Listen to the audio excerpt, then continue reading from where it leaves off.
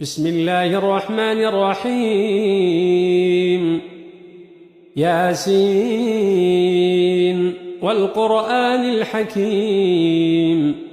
إنك لمن المرسلين على صراط مستقيم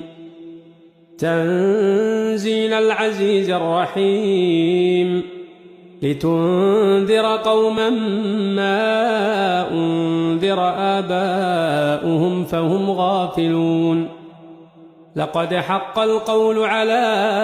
أكثرهم فهم لا يؤمنون